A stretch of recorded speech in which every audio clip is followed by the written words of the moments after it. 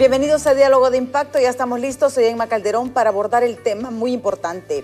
Y vamos a abordar el tema de las inundaciones, este problema que nos tiene con dolor de cabeza. Yo creo que cuando está lloviendo, o sea, aunque es rico realmente estar dentro de la casa, pero hay miles de hondureños que tienen del mundo, podemos decir, sino que también, por ejemplo, lo que está sucediendo en el Valle de Sula. Lamentablemente, después de ETA y IOTA, no se repararon los bordos, estos bordos que yo no le llamaría bordos, porque estos solo son rellenos. Una cosa realmente, se han invertido miles de millones de lempiras en esos bordos y seguimos con el mismo problema. O sea que el problema no es la inversión, el problema es el manejo, el problema ha sido la corrupción. Pues ya tenemos aquí invitados en estudio al viceministro de Copeco, Benedicto Santos, y también a Juan José Reyes de Alerta Temprano. Muchísimas gracias por estar con nosotros aquí. Bienvenido, viceministro. Sí, realmente gracias. Vimos que estuvimos el fin de semana, estuvieron atareados en el Valle de Sula, que realmente es un foco rojo que ustedes mantienen en estos momentos. Sí, es correcto. Buenos días, licenciada. En realidad que estamos en una situación, se puede decir, de emergencia debido al cambio climático, debido a que, como se ha observado, el nivel del invierno ha entrado en una forma como cuando me recuerdo cuando yo era niño, que en realidad llovía en cantidades copiosas. Y en ese tiempo pues no había tanta deforestación, no habían tantos derrumbes, eran pocos los deslaves. Las ciudades eran menos, eran más limpias también. Eran más ordenamiento, la capital de la República eran menos barrios. Hoy nos encontramos en una situación un tanto vulnerable debido a muchos fenómenos, debido a mucha situación que los mismos humanos en alguna parte contribuimos a que hayan algunas situaciones lamentables, que realmente la lucha pues es no luchar para que no haya la pérdida de vidas humanas, porque los bienes materiales se reponen, aunque los bienes materiales, si bien es cierto, se reponen, pero nos dejan en una vulnerabilidad económica al país terrible, y lo que realmente como hondureños añoramos es estar en una posición mejor, no en la posición que nos encontramos actualmente. Sí. Bienvenido, Juan José, usted siempre en alerta temprana, realmente cómo está funcionando. Hemos visto una reacción, obviamente yo creo que el día de las lluvias aquí en Tegucigalpa se saturaron todo y fue difícil dar respuesta y miramos las quejas de las personas, pero la verdad es que estalló tanto por todos lados, podemos decir, como decimos popularmente, pero ¿cómo se están manejando ustedes las activaciones de alerta? Bueno, muy buenos días, licenciada, señor viceministro. Lo que pasa es que hemos observado que la vulnerabilidad ha crecido especialmente en zonas urbanas, ya que queremos desarrollarlas, pero esto genera obras grises que ayudan a que las inundaciones sean más severas. Hacemos más puentes, hacemos más calles, estos son canales que construimos y el agua corre con mayor fuerza y en menor tiempo. Por eso hemos visto las inundaciones cómo se han generado especialmente en el Distrito Central, más el detonante número uno, que es el mal manejo de los desechos sólidos, la basura. Esto en el caso del Distrito Central. Es un reto para las actuales autoridades reducir la vulnerabilidad del país. Sin embargo, podemos hacer mucha prevención, coordinar con los comités de emergencia local, municipal, capacitar, llevar la información, pero alguien o algo nos debe decir en qué momento debemos de salir, en qué momento debemos de evacuar. Y ahí es donde entran en juego herramientas de sistemas de alerta temprana que ayudan a la población a ponerse a salvo. Podemos generar esa información, pero lo que le pedimos a la población es que ponga su granito de arena, que cuando escuche el llamado de la autoridad que debe de evacuar, que lo haga, porque así no ponemos en riesgo nuestras vidas. Hemos visto lamentablemente cómo ya se han perdido vidas, producto de las últimas lluvias en Honduras. Sin embargo, hay situaciones que las podemos identificar, deslizamientos, inundaciones, un agrietamiento en la pared de una vivienda o en el suelo de la vivienda o caída de rocas de las partes altas, es un indicio de deslizamiento, hay que evacuar, no hay que dudarlo. Entonces, le queremos enseñar a la población que tampoco dependa de que la autoridad le diga que evacúe, con simplemente ver su entorno puede tomar la decisión, y eso es parte de un sistema de alerta temprana. Sí. Viceministro, por ejemplo, hemos visto una tendencia, y no sé si ustedes lo han visto, no es primera vez lo que sucedió en San Pedro Sula, donde lamentablemente fallecieron un niño, es el hecho, el derrumbamiento de muros, la caída de muros. Mire, yo creo que aquí las autoridades municipales me parece que tienen que ejercer un mayor control en este tipo de construcciones. Si usted recuerda, también hubo otro caso en Choluteca hace años que cayó sobre una pareja en un carro. Entonces, no es primera vez que vemos estos problemas de los muros, porque son malas construcciones, malas supervisiones, y yo creo que aquí es donde entran en juego las autoridades. Mire, usted ha tocado un tema puntual y que yo, a mis años que tengo, lo vengo señalando desde hace mucho tiempo. En Honduras hay dos tipos de construcciones, una construcción desde el punto de vista empírica y una construcción desde el punto de vista profesional. Profesionales donde están los arquitectos, ingenieros, que son los que manejan el tema de construcción. Y empírico, pues lo que hace el común denominador, la gente, ¿verdad? Los constructores, los albañiles, que viven de eso y que, por cierto, pues es un buen sector de la población y que merece obviamente, y son piezas fundamentales para el desarrollo del país. Pero hay un tema puntual, pero 100% puntual, es que no ha habido alcaldes, no hay alcaldes en los pueblos que pongan orden. Se construye sin el mayor mínima situación de prevención de un riesgo que puede ocasionar. Tenemos un caso actualmente ahorita, compañero, en el Molinón. Hay una parte de un muro, un talud, que la gente vive clamando a Dios que no se venga, que no se desborrongue esto, porque va a perder un montón de habitaciones ahí, va. Lo mismo pero por lo menos ahí hay una zona donde hubo una compañía constructora que tuvo una responsabilidad. Hay zonas que producto de la naturaleza, Villanueva, Los Pinos, Camposiel, Reparto, la necesidad de la gente construye así, de esa forma. Pero me parece a mí que la alcaldía municipal debería, y yo estoy seguro que Jorgito Aldana lo va a hacer en este momento, estoy seguro que lo va a hacer con la unidad que se encarga de la construcción, porque si no le ponemos orden, que las construcciones deben de hacerse con los requerimientos técnicos, con los requerimientos exigidos para evitar una tragedia, eso nos va a ayudar mucho. Bueno, si usted recuerda, también en las Lomas del Guijarro se vino una piscina, ¿se acuerda? Sí. Que estaban construyendo, se vino un muro y se vino toda la piscina de una casa. Por eso le decía yo el comentario que desde el punto de vista de la construcción, que no es mi campo ese, pero lo conozco porque uno en la vida lo ve. Sí, con pero es sentido común. Es un sentido común. Por ejemplo, aquí se caen casas y se vienen muros, si no mira la Ciudad del Ángel, por decir algo, ¿verdad? Donde hay mucha irresponsabilidad de las autoridades que dan permiso y hay mucha incapacidad de los que construyen. Entonces, ahí es donde nosotros debemos de ser más cuidadosos. Fíjese que les voy a contar una breve experiencia que yo viví en Estados Unidos. Estando en Nueva Orleans, íbamos a hacer una bodeguita de 3x3 nosotros. Y cuando comenzamos a construirla, porque era para meter unas cuestiones, llegaron los de la alcaldía de ese condado y nos prohibieron porque no estábamos llevando los requerimientos en cuanto, oiga, se veían en una cosa tan mínima, tan pequeña. ¿Producto de qué? Y entonces nos explicaron que eso era producto de que si no se hacían las cosas con la seguridad que exige el gobierno, un huracán se levanta eso y genera la pérdida tanto material como de vidas humanas.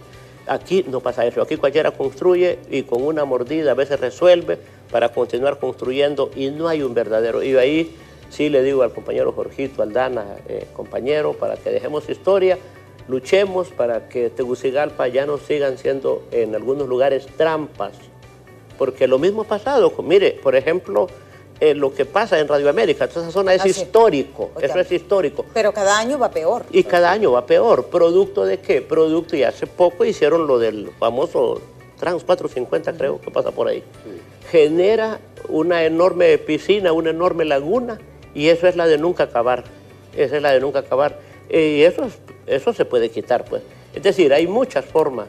Y yo sé que hay una buena voluntad, yo sé que no le podemos echar la culpa al actual alcalde, apenas tiene 3 meses de haberse instalado en el poder, pues, así al igual que nuestra presidenta Xiomara, y hemos visto tantas cosas que sí las podemos hacer, y nosotros decimos, bueno, vamos a luchar nosotros para que esta cosa mejore y no solo seamos críticos, sino que seamos alternativa, porque la alternativa es lo que el pueblo quiere, algo que seamos diferentes a lo que ha venido sucediendo a lo largo de la historia de Tegucigalpa, para hablar de Tegucigalpa, no digamos en el resto del país. Sí. Juan José, por ejemplo, el caso de Radio América. Esta zona de la Alameda realmente ha venido generando problemas y vemos que cada año los niveles de dique va subiendo de nivel. Correcto, sí. O sea, porque antes era transitable, pero es una cosa terrible ahora. Sí, en el Distrito Central los drenajes fueron desarrollados para la población de hace 30 años. Ahora más de 1 millón de personas en el Distrito Central colapsan estos sistemas de drenaje de agua. Ese es otro reto que tiene el actual alcalde y como ha dicho el subsecretario, estamos seguros que va a resolver mucho de la problemática, especialmente aquí en el DC, pero el sistema de drenaje está totalmente colapsado. A esto se le une la cantidad no de libras, sino que de toneladas de basura que se tienen que recoger después de que se dan las lluvias. Eso nos permite decir que esa es una combinación fatal. Sin embargo, algo que no nos explicamos es cómo cuando se dan estas lluvias intensas de corta duración, la población, sabiendo de que esa es una zona muy peligrosa, cruza. Sí. Y por lo general, fíjese usted bien que cuando se dan inundaciones cerca del Hospital de Escuela, específicamente frente a Radio América, siempre queda un carro varado ahí. Sí. Es precisamente por eso, porque también le pedimos a la población que cuando se den este tipo de lluvia, no circule por esas zonas que ya conocemos. O sea, y yo creo que también es importante recordar, yo recuerdo antes de aquella campaña que tenían de que no había que cruzar ríos, riachuelos, ni calles inundadas, ¿verdad? Pero lamentablemente las personas no lo hacen. No lo hacen y creen que la fuerza, mire, la fuerza del agua, explíquelo usted para que las personas entiendan a veces por qué no debemos cruzar. La gente cree, es chiquito, pero hay una corriente horrible. Sí, es claro. La velocidad del agua es más poderosa que el mismo viento. Mire, aquí hay una combinación que también debemos de mencionarla y es la deforestación. Los bosques y los árboles a los alrededores de zonas urbanas, cuando se dan las precipitaciones, lo que hacen es que detienen esa velocidad que la gota trae entre cielo y la parte terrestre. Cae en el árbol y esa gota pierde velocidad y cae poco a poco y eso va infiltrando en el suelo. Pero como no hay bosques, entonces el agua cae fuertemente y así como cae, esa escorrentía baja hacia las zonas de menor nivel y es así como se generan inundaciones urbanas repentinas, rápidas y vienen arrastrando lodo, rocas, palos, de todo. Por eso es que el tiempo de reacción es bastante corto. Esto de desarrollar zonas urbanas reduciendo la vulnerabilidad no solamente es con nuevos drenajes o con medidas de mitigación con obras grises, es también reforestando, porque esa es una ayuda natural a que los impactos sean menores. Pero como hemos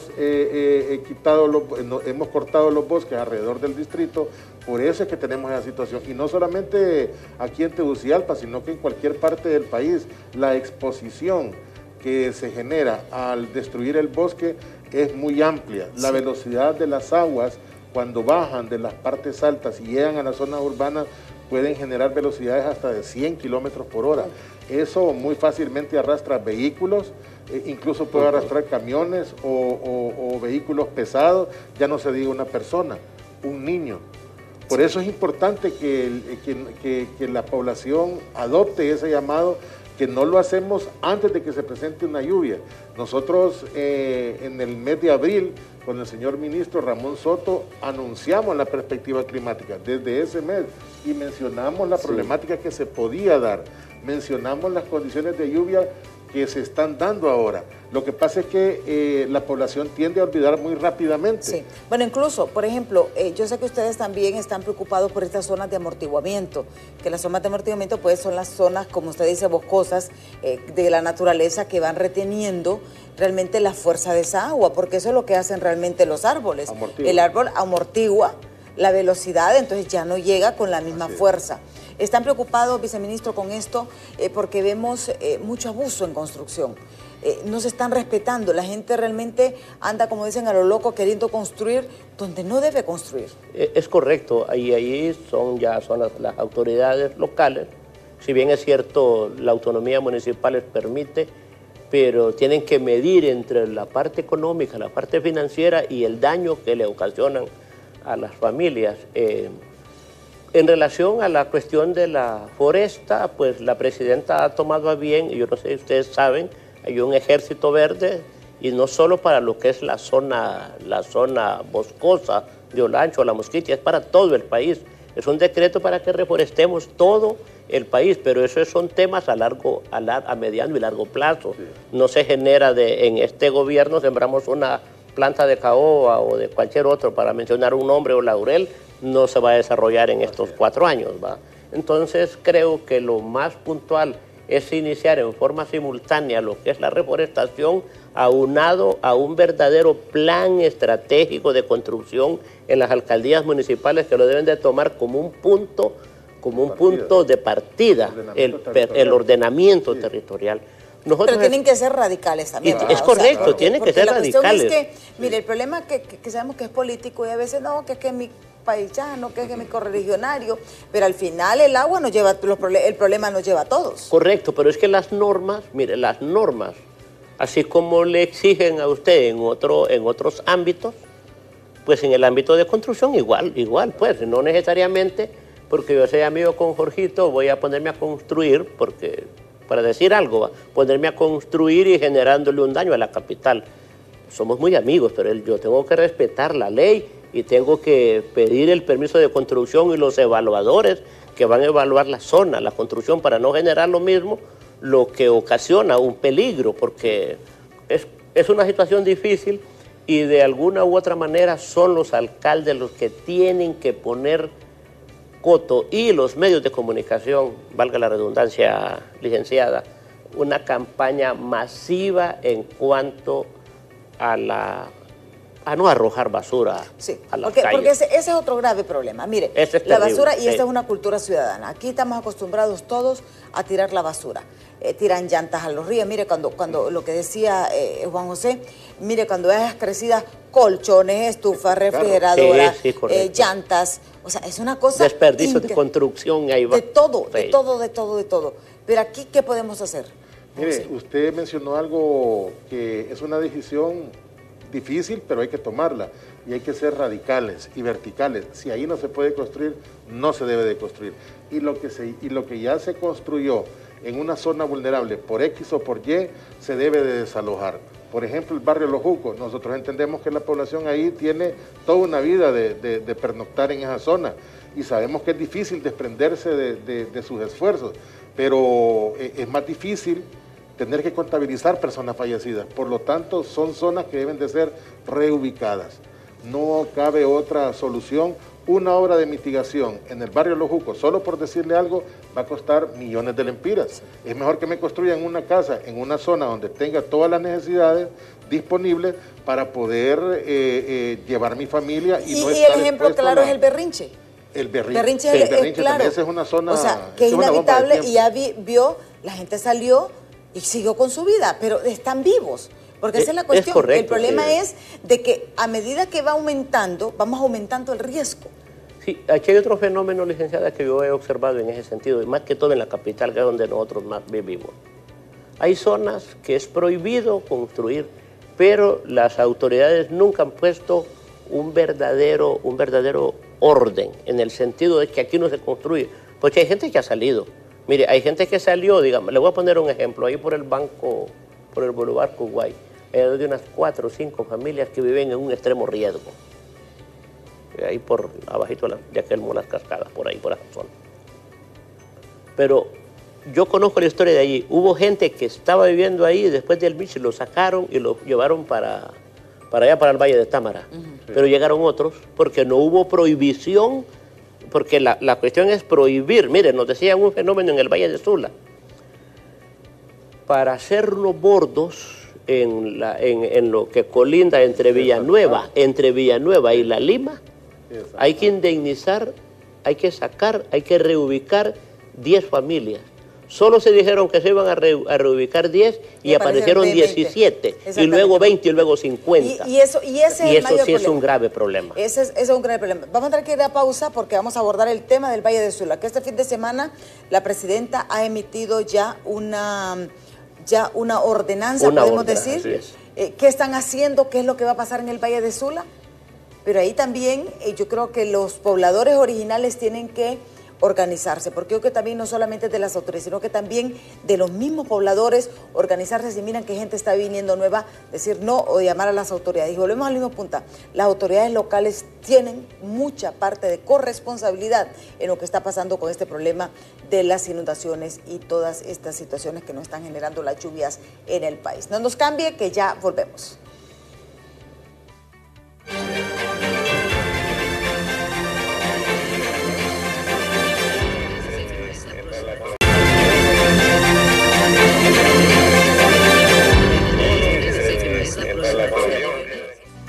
Bueno, y antes de continuar con nuestros invitados sobre este tema de cómo las inundaciones tienen de rodillas a Honduras, vamos con nuestro compañero Luis Durón hasta el sector del Lolo. Ahí pues continúan las protestas, al parecer la situación se está poniendo bastante tensa. Luisito, ¿cómo está la situación en estos momentos?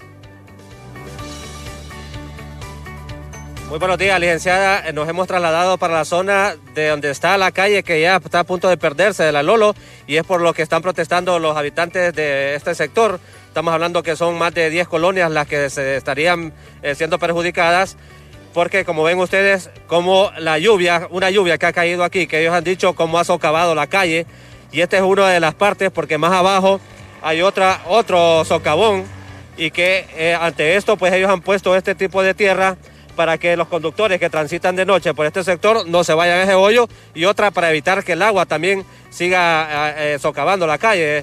Amigos, sin duda que por esto es lo que protestan ustedes, porque esta está a punto de perder. Esta calle está a punto de perderse. Mire, aquí hay un semejante hueco. Allá donde está aquel poste también hay otro. Y que conste, nada los ha propuesto este gobierno que decir vamos a pavimentar la calle Vieja Lolo. El presupuesto ya está aprobado. Ellos que no quieren remover para hacer la obra. Quieren ser políticos tradicionales de los antepasados. No, papá, estamos en una nueva era. Que el que no apoya al pueblo, el presidente, no, nosotros tranquilamente le damos el voto de castigo. Le pedimos al señor alcalde que él venga. Si él no cree en las cámaras de los medios de comunicación, que él venga con sus propias cámaras, con su propio... a tomar fotos para que mire que es la realidad que está viendo. Esta calle no estuviera así con estos huecos si le hubiera dado mantenimiento desde un principio, pero como la han dejado abandonada, ahora ellos sí hacen de la vista gorda. Pero para pedir los impuestos, cuando uno va a un súper, cuando uno va a una tienda a comprar un par de zapatos, un pantalón, o va al centro por un capuchino, ahí sí Galán se lo saca y mire, ahí va para la alcaldía. Ellos no se acuerdan del pueblo. ¿Su nombre? Olvin Flores. Don Olvin, bueno, como ve usted, licenciada, este es el problema que ellos están protestando. Este es uno de los hoyos, pues ya aquí la falta de cunetas ha provocado que la calle ya está a punto de desaparecer. Y como les manifestaba, esta tierra la han colocado uno para que los conductores no se vayan y para que la calle se siga perdiendo, y sin duda pues esto es por ello que ellos tienen tomada lo que es la entrada a la colonia de Lolo. Con esto retorno con usted, licenciada. Bueno, muchísimas gracias a Luis Durón. Estamos viendo, estos socavones también son un grave problema. En este caso ellos decían, este problema, volvemos al mismo problema, esta calle no le hicieron las cunetas que debieron haberle hecho o las obras de mitigación y no se le dio mantenimiento. Bueno, en el caso de la carretera esa de Lolo, que era la antigua carretera de Olancho, recuerde que esa era una de las vías principales cuando se conducía de Uciar para San Pedro Sula, y el tránsito vehicular era tan mínimo que con una vía era suficiente, ¿no? Sí. Una vez que se hace por otra parte la ruta, obviamente que se fue quedando en el olvido, pero ahí también es parte de las autoridades locales, los patronatos, porque... pero esta gente ha estado protestando desde días. Bueno, por eso le digo yo, pero eso hace años, óigase bien, hace años esa calle se ha ido perdiendo poco a poco, es más, estaba media pavimentada y el pavimento se desapareció. Hace aproximadamente unos 6, 7 meses pasé por ahí por conocer, y en realidad que sí es una tragedia, pues. Y es una vía de acceso. Y además es una zona de alivio. Y es una zona de alivio en caso de una toma, en caso de una situación en la CA5. Obviamente que sí amerita ponerle un poco más de mente, pero es como digo, necesitamos hacer incidencia todos para que hagamos un verdadero cambio. Y ahí es donde vienen también las obras de mitigación. Ese socavón existe porque no tiene salida el agua. Correcto. Y como dicen, el agua busca su salida y busca su cauce natural y busca por dónde salir. Sí, cuando no se le da mantenimiento a las trochas carreteras, las calles o las carreteras primarias pasan a ser secundarias, las secundarias terciarias, y las terciarias desaparecen. Por eso tiene que haber un plan de mantenimiento urbano en función a darle esa continuidad de reforzamiento a las capas asfálticas para que no lleguemos a ese extremo. Mire, yo no sé si ustedes lo han visto, y amigos televidentes, hay veces, estábamos viendo el fin de semana, como cascadas. Sí.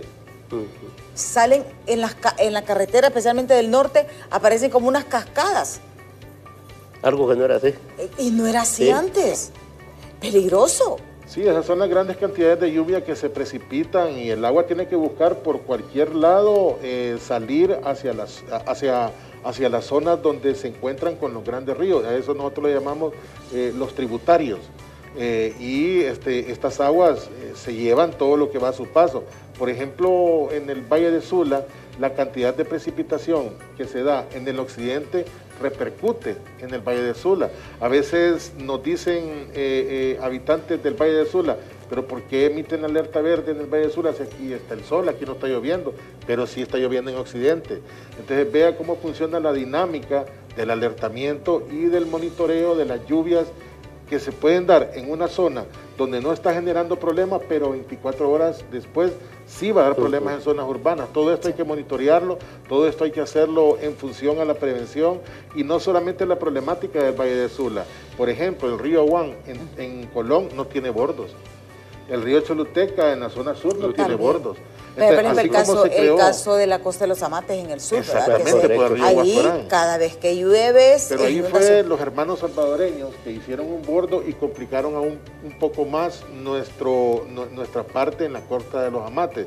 Por ejemplo, si se desarrolló la Comisión para el Control de Inundaciones del Valle de Sula, que ahora es el Instituto de Investigación, eso debería de hacerse también en la zona sur. sur. Ahora bien, ¿qué va a pasar, viceministro, con el Valle de Sula? La presidenta pues les emitió una orden y los vi a todos allá en el Valle de Sula. ¿Cuáles son las buenas noticias? Porque yo creo que aquí ya la problemática todos la sabemos. Es correcto, mire, la buena noticia es que la presidenta dio una orden y las órdenes se tienen que cumplir. En el Valle de Sula están los ministros de infraestructura, llamo yo al ingeniero Octavio Pineda del FIS y al ingeniero Mauricio Ramos del CID, coordinando en forma conjunta con COPECO, con todas las demás secretarías de Estado, que de alguna manera tenemos nexos entre sí en cuanto a prevención, y la respuesta contundente es a poner de inmediato, no hacer papeleos como se acostumbra, sino que acciones prontas, acciones de ya. Y la represa del Tablón va. La represa del Tablón va. Esa obra, ustedes le habían estado pidiendo, todos los sectores habían estado pidiéndolo desde hace muchos años. Es correcto, mire, eso va. Ahí otra cosa que es súper positiva y que yo lo pude ver es la integración de toda la que es la sociedad, no de San Pedro Sula, sino que la fuerza. Ahí vimos a los Canaguati, ahí vimos cómo se llama los FARC, vimos la gente, cómo se llama a la gente de la Cámara de Comercio de Cortés, a diputados, alcaldes y todas las autoridades en un solo haz de voluntades. Y cuando nosotros decimos que en un solo haz de voluntades, eso yo creo que la presidenta en tan poco tiempo está haciendo lo que por muchos años no se hizo, tomar las cosas en serio. Porque ahí, cuando se dice se va a hacer una obra de mitigación como la represa, el Tablón, y luego la reparación de los bordos, que prácticamente son cosas que se pueden hacer sin tanta vuelta, como decimos nosotros. Por ejemplo, drenar todos los canales de alivio. Le decía yo al ministro al ministro de Sedesol, al compañero Cardona, mira, le digo que ahí se puede sacar, le digo, madera, ahí hay árboles grandotes. O sea, es decir, que se nacieron, pues, producto de la misma naturaleza. Eso, una montaña, pues, y eso solo es de sacarlo, limpiar, ¿verdad? Es decir, poner todo el empeño, que las compañías se dediquen a limpiar para hacer eso. Y la otra cosa, y qué bien que están los alcaldes de las zonas más afectadas, como es el alcalde de La Lima, San Manuel, Potrerillos y Villanueva, Choloma, porque ellos tienen que hacer un enorme esfuerzo, y también ya lo decía el ministro del FIS, que ya hay una orden para que los alcaldes, en forma conjunta con el Instituto de la Propiedad, busquen la forma cómo hacen esas reubicaciones de personas y que se prohíba de una vez por todas que esas no son zonas habitables. Porque el problema es que cuando la gente anda viendo cómo se va quedando, y se va quedando poco a poco, y cuando acuerdas, ya tiene su casa. Cuando acuerda ya invirtió, y cuando acuerda ya nacieron hijos, ya llegan los sobrinos, los cuñados, y cuando acuerda es una colonia. La familia. Y si no se pone un alto en esas zonas donde es prohibido declararlas habitables, esas zonas deben de ser declaradas inhabitables, todo lo que es la zona de los famosos bordos y los canales esos de alivio. Debe de estar, pero yo miré muchas casas ahí, incluso hay casas casi sobre los mismos bordos. Incluso vi negocios, casas de las casas comerciales repartiendo churros y toda cuestión. Entonces yo digo, entonces ¿cómo vamos a evitar nosotros que haya una tragedia si las autoridades le permiten? Porque para que esa persona venda ahí es porque hay un permiso de parte de la alcaldía. Entonces todo eso debe de ponerse de una vez por todas. La presidenta nos ha dado una orden. Al final de año nosotros tenemos que tener respuesta para el Valle de Sula, respuesta para los pobladores, porque la verdad de las cosas es que si no se le da respuesta, vamos a seguir cada año este cíclico, y es en un círculo vicioso, vendiéndole al mundo una miseria a la cual uno de los valles que genera más riqueza para el país, pero como el Valle de Sula, pero también cuántos miles de millones hemos invertido los hondureños. Correcto, miles de millones. Ahí prácticamente se han robado todo, porque ahí está el resultado. Correcto, y usted decía algo muy puntual, vamos a empezar con el Valle de Sula para dejar verdaderas obras de mitigación y que se eviten, la pérdida de vidas humanas y bienes naturales. Y posteriormente tenemos que ponerle con mayor énfasis a las ciudades de Choluteca, que también la zona sur del país y la zona del Bayaguán, porque son zonas que son bombas de tiempo que de un momento estaríamos diciendo que son prácticamente por la lluvia, ¿verdad? Es el Valle de Sula, el Valle del Aguán, Choluteca y Valle, porque por la salida del mar. Es correcto, porque la zona del Patuca y la Mosquitia. Es correcto, es correcto, compañero Juan, pero lo que sucede es que en las zonas, por ejemplo, de la Mosquitia, generalmente es raro que haya pérdida de vidas humanas. Sí, pero ¿por qué? Porque fíjese que los miquitos han sido más inteligentes que todos los hondureños. O está menos poblado, lo mismo. No, ellos, todas sus construcciones son sobre polines. Correcto. Usted va a la Mosquitia y ahí no hay ni una tan sola casa en el piso, todas son de polines, correcto. Ahí todo, 1,5 metros y unas hasta 2 metros. Sí, es correcto. Mire, entonces ahí está. Y la otra situación, lo mismo, por ejemplo, en Choluteca hemos observado, yo lo he hecho a título personal desde que fui nombrado por la presidenta en el cargo, me ha tocado ir a verificar in situ, como decimos los abogados. No hay ordenamiento en la alcaldía de Choluteca permitiendo que ciudadanos construyan o hagan colonias a las riberas del río. Y yo analizaba la vez pasada, ya unos 3 días lloviendo en Francisco Morazán, se pierde toda esta zona. Y entonces hay una gran pérdida, naturalmente, incluso de seres humanos. Sí. Mire, tenemos a nuestro compañero Walter Pérez, se encuentra en esta zona de alerta también, que es el barrio Los Jucos. ¿Qué es lo que está pasando ahorita justamente cuando son las 7:47 de la mañana? Walter Pérez, ¿están trabajando ya la maquinaria aquí en el sector de Los Jucos? Así es, licenciada, buenos días. Bueno, en efecto, licenciada, la maquinaria de la alcaldía municipal está trabajando para drenar esta famosa quebrada que, como todos sabemos, en temporada de lluvia prácticamente es un caos por parte de los pobladores que residen en los alrededores de este caudal, ya que es una amenaza, prácticamente inunda las viviendas que se encuentran en los extremos de este lugar.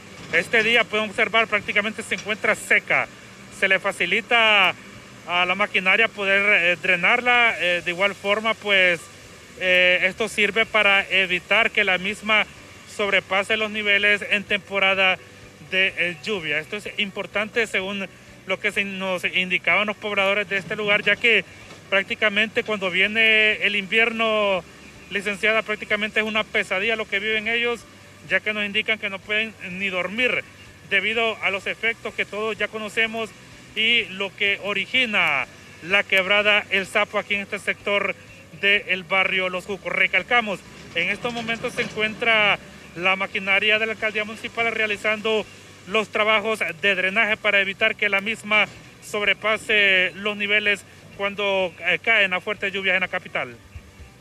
Don José Reyes tiene una consulta, Walter. Sí, es que esa es la zona de impacto. Esta es la zona de impacto. Así es, Ajá. ahí es donde genera la mayor inundación y pone en peligro las personas que viven alrededor. Porque es como una curva también ahí, ¿verdad? Exactamente. También ese mecanismo de limpieza debe de ser aguas arriba, porque la mayoría de los desechos sólidos que impactan en esa zona también vienen de las partes de arriba. O sea que el drenaje, el dragado de esta quebrada debe de ser desde las partes altas, que viene del Chimbo, toda esa zona bajando por la 21 de octubre hasta llegar a ese punto, es donde también se tiene que hacer ese tipo de limpieza, sí, para ampliar toda la cuenca de esta quebrada. Porque ahí, Walter, vemos que no solamente es tierra y piedra, ¿verdad? También hay un poco de desechos, basura. Walter. No, es que aquí es de todo, licenciada. Aquí es tanto de arena, piedra y la misma basura que nosotros los mismos hondureños botamos. Lastimosamente, la educación que se maneja. Otro punto importante, licenciada, que le quiero mostrar es, puede observar, si me ayuda mi compañero Daniel Velázquez, aquí se encuentra la marca hasta dónde llegan los niveles de este caudal cuando sobrepasan, recalcando la palabra, sus niveles. Aquí puede observar en la pared de esta vivienda hasta dónde llega la altura, licenciada, sí, de esta quebrada que podemos observar. Es una amenaza prácticamente, es la zona cero de este lugar y de estos pobladores que lastimosamente recalcamos viven atemorizados cada vez que llueve. Esta zona se rebalsa. Ya las respectivas autoridades de la alcaldía han mencionado que ya hay un presupuesto para poder ya pensar en un trabajo y poder ponerle fin a esta problemática por años que han tenido estos pobladores. Muchísimas gracias, Walter. El tiempo se nos ha agotado casi. Realmente aquí lo que vemos es que hay construcción sobre el cauce. Y esa es la mera realidad. El agua busca sube de nivel porque están las construcciones, entonces obviamente le quitan espacio a la cuenca y eso genera un embudo. Y lamentablemente donde se dan esos embudos, esos estrangulamientos de la misma cuenca de la quebrada, es donde están las zonas más pobladas. Sí, y aquí realmente, qué bien que hacen esto, porque yo creo que también este dragados es muy importante en estas zonas. Claro. Porque eso es lo que sucede también, si no, ayuda increíblemente, que es lo mismo que pasa también que lamentablemente, por ejemplo, en las represas, los laureles no han dragado. Y mire, ahí deberíamos, ya se debe pensar que en el verano se debe dragar. Hay obras que yo creo que no necesitan tanta ciencia, que todo el sentido común son de sentido común, nos dice. Exactamente. ¿Cuántas veces venimos escuchando que los laureles, pero no la dragan? Sí, es que, por ejemplo, en el caso de la presa Laureles, que esto lo llevamos muy de cerca con el ingeniero Roque Andrade, del SANA, el dejar de hacer ese mantenimiento anual, amplía la problemática. Drenar o dragar una presa para retirar el sedimento, ese es un movimiento de maquinaria muy, muy costoso. Pero el costo-beneficio es lo que hay que valorar, porque el beneficio es para la ciudadanía, que tendrá agua de mejor calidad y con mayor amplitud en la presa. Aparte de eso, también Laureles fue construida, viceministro, para hace 30 años. Sí. Ya debemos de ir pensando no solamente en la presa del Tablón, sino que en muchas Pero el tablón otras de Tegucigalpa, más. no tablón San Allá Pedro, en porque el como sector de la se llaman zona norte, tablones, ¿verdad? así es. Correcto, sí, Generación tablones, de electricidad limpia,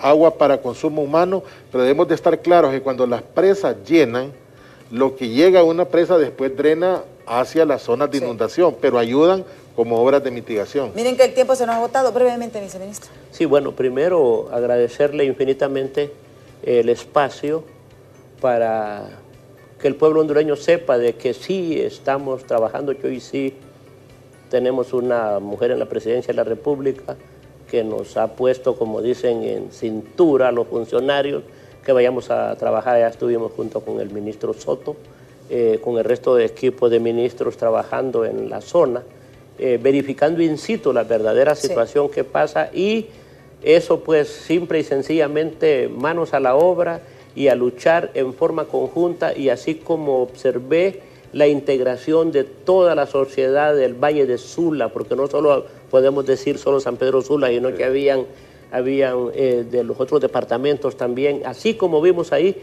así quisiéramos ver a Choluteca, así quisiéramos ver al Valle Aguán, todos unidos y agarrados de la mano para que nuestro país salga de esta pesadilla en que vivimos por años. Obviamente que heredamos una situación muy difícil. Muchísimas gracias. Bueno, el tiempo se nos ha agotado. Muchísimas gracias por habernos acompañado.